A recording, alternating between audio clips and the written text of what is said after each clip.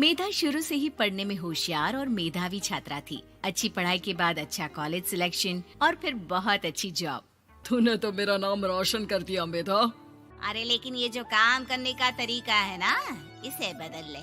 18 घंटे काम करेगी तो कल को बच्चा कैसे संभालेगी? तुम्हारी तरह पागल नहीं हूँ माँ, जो बच्चे और परिवार में फंस जाऊँ। मैं तो जिंदगी खुल कर जीऊंगी। सब कहने की बात होती है बेटा, अपने बच्चे का सुख हर कोई चाहता है। वक्त बीतता है और मेधा की शादी हो जाती है। शादी के कुछ सालों में ही मेधा एक सुंदर से बेटे की माँ बन जाती है। अरे यार, मेरी मैटरनिटी लीव खत्म हो रही है, क्या करे? माँ भी नहीं आ सकती, कैसे मैनेज करूँ? ऐसा करते हैं, इसके लिए एक केयर टेकर रख लेते हैं, वो देखा करेगी इसे। मेधा को पति की बात जंच जाती है और वो केयर टेकर की तलाश शुरू कर देती है। एक दिन उन लोगों के घर एक महिला आती है जो दिखने में पढ़ी लिखी लगती है। जी, क्या काम है आपको? मैम, मेरा नाम स्नेहा है। आपका एड देखा केयर टेकर का, क्या मैं आपके यहाँ काम कर सकती हूँ? हाँ, क्यों नहीं, लेकिन आप तो अच्छे घर की लगती हैं, फिर नौकरी क्यों? दरअसल मेरे ससुराल वालों ने मुझे घर से निकाल दिया क्योंकि मैं माँ नहीं बन सकती और माता पिता भी नहीं है इस दुनिया में। तो अरे अरे, कोई बात नहीं, तुम लक्ष्य को ही अपना बच्चा समझो और यहीं रहना, और किसी भी चीज की जरूरत हो ना तो बता देना। नेहा खुशी खुशी लक्ष्य को संभालने लगती है। रात को जब मेधा घर पर आती है, अरे क्या बात है स्नेहा, तुमने खाना नहीं खाया क्या? अरे दीदी, आपका बेटा टाइम दे तब ना। अरे तो जब वो सोता है तब खा लिया करो। तब तो मैं इसके पास ही बैठी रहती हूँ। कोई मच्छर या कीड़ा काट ले लक्ष्य को तो अब आप पकड़ो, मैं खाना खा लेती हूँ। स्नेहा वहाँ से चली जाती है। बहुत ही अच्छे से ख्याल रख रही है ये लक्ष्य का। मेधा, इतना तो शायद तुम भी ध्यान नहीं देती। मेधा को पति की बात बुरी तो लगती है, लेकिन कुछ नहीं कहती। धीरे धीरे स्नेहा मेधा और उसके पति के साथ बाहर भी जाने लगी। सुनो, स्नेहा को भी बाजार ले चलते हैं, वो क्या है ना, लक्ष्य को देख लेगी जब तक मैं शॉपिंग कर लूंगी। हाँ चलो, वैसे मैं चाह रहा था कि लक्ष्य को लेकर हम दोनों ही चलते। क्या यार, तुम तो फ्री में इमोशनल हो जाते हो, कितना देख लेंगे हम दोनों मिलकर, ले चलो उसे। कार से निकलकर मेधा और लक्ष्य रोड क्रॉस कर रहे थे कि सामने से कार आ जाती है। मेधा का ध्यान नहीं होता, लेकिन स्नेहा तुरंत लक्ष्य को मेधा से छीन लेती है। मेधा गिर जाती है और कार मेधा को छूकर निकलती है, जिससे मेधा को खून आ जाता है। पति मेधा को हाथ देकर उठाता है। स्नेहा लक्ष्य को लेकर गले लगाई रहती है। थैंक्स स्नेहा, मैंने तो ध्यान ही नहीं दिया था कि कार आ रही है। स्नेहा का गुस्सा मालकिन पर टूट पड़ता है। अरे कैसी माँ है आप, अगर आज कुछ लक्ष्य को हो जाता तो मैं आपको कभी माफ नहीं करती। छोटा सा बच्चा है, उसे चोट लगती है तो पता है कितनी तकलीफ होती है। पति भी स्नेहा को देखने लगता है कि उसे क्या हो गया।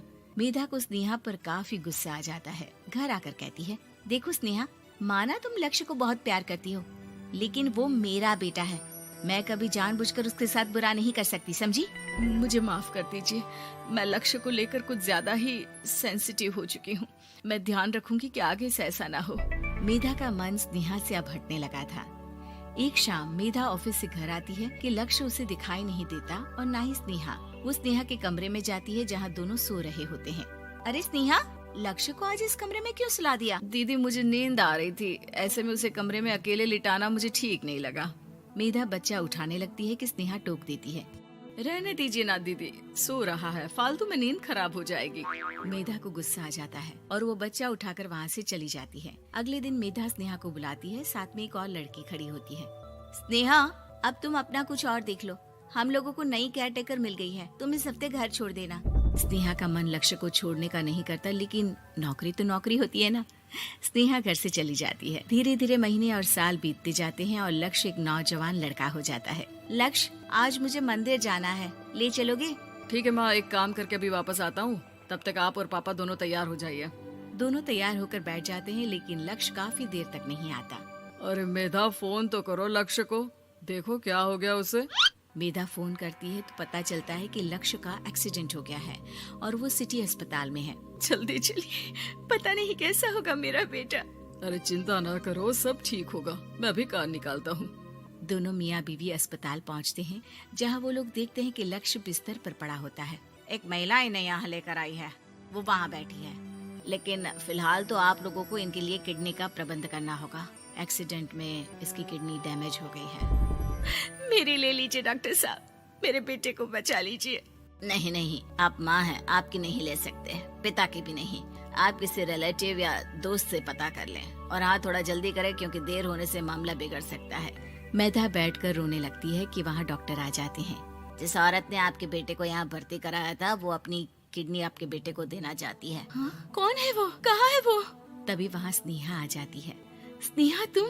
मैं लक्ष्य को पहचान नहीं पाई थी, लेकिन आप लोगों को देखकर समझ गई कि ये लक्ष्य है, इसलिए वापस आ गई।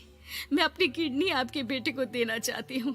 मेरी अपनी तो कोई औलाद नहीं, लेकिन लक्ष्य में मैंने हमेशा अपना बच्चा देखा। तुम धन्य हो स्नेहा, जो इतने साल में भी लक्ष्य को भूल नहीं पाई।